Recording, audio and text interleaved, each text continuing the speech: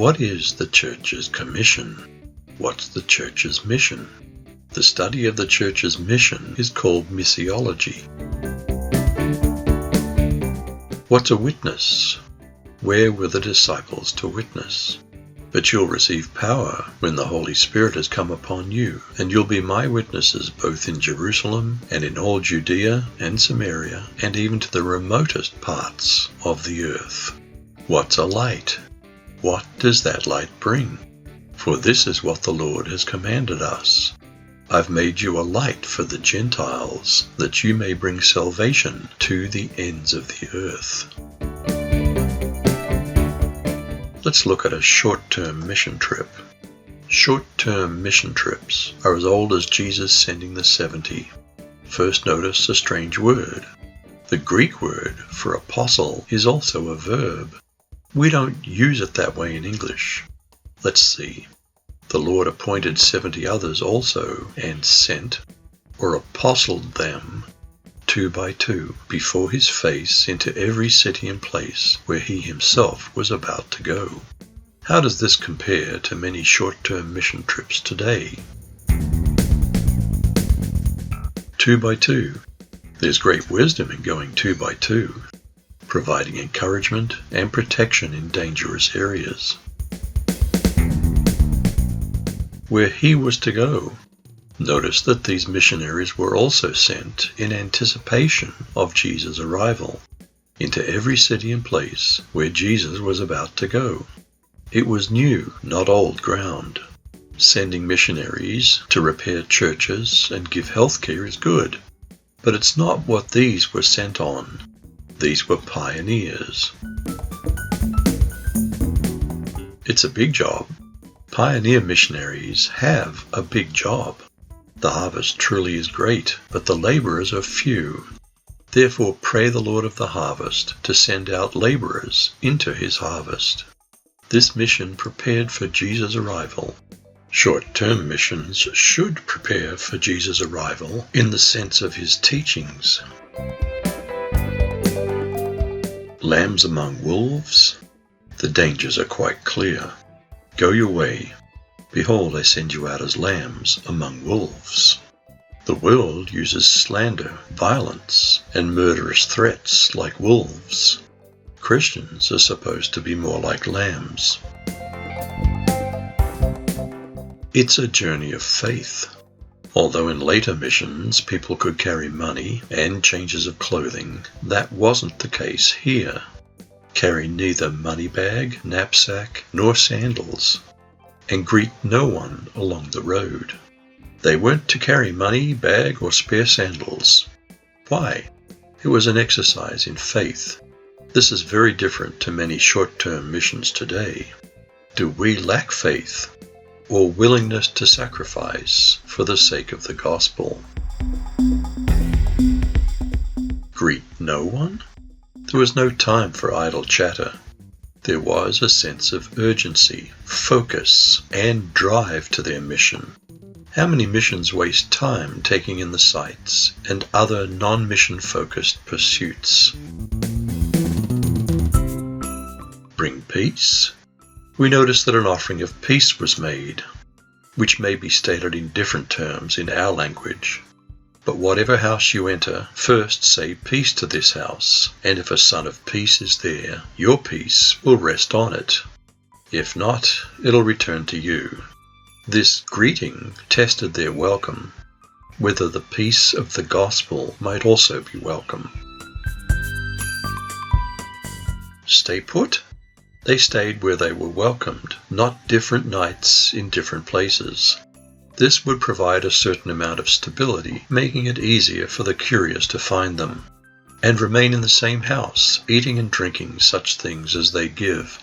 For the laborer is worthy of his wages. Don't go from house to house. The laborer is worthy. This is not a call to be a freeloader, because the gospel is work. Churches should provide some stipend, no matter how minuscule, for their local pastor. This is the Lord's will. Learn to shake it off. When we're not made welcome, shake it off and move on. A small ritual can help. But whatever city you enter and they don't receive you, go into its streets and say, "The very dust of your city which clings to us, we wipe off against you." This was bad news for them. Jesus said it would be more tolerable for Sodom on Judgment Day than that city. Joy. The mission brings joy, but we should rejoice more that our names are written in heaven.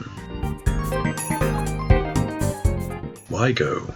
We declare his works among the nations. Declare his works among the nations, his wonders among all peoples. Long before people will hear a preacher, they'll hear lay people. What do they hear out of our mouths? How can they believe if they've not heard? How can they believe in him if they've never heard about him? And how can they hear about him unless someone tells them? The Great Commission. Jesus gave what many call the Great Commission. What's that all about? Therefore go and make disciples of all nations, baptizing them in the name of the Father, and of the Son, and of the Holy Spirit, and teaching them to obey everything I've commanded you. And surely I'm with you always, to the very end of the age. Having gone. The first verb is go. It literally means having gone. We don't go if we stay home, hide in an isolated monastery, an exclusive church group, if we're not friendly with outsiders, if we're not hospitable. We're not all called to foreign lands, but we should mix with our communities.